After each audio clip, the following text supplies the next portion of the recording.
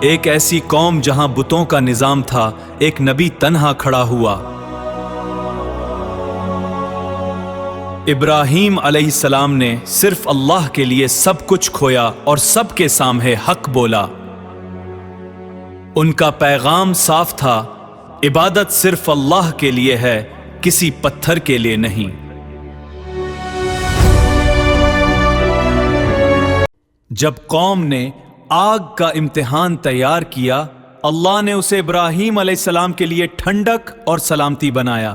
ایک نبی اکیلا کھڑا تھا، لیکن اللہ کا ساتھ تھا اور حق بلند ہو۔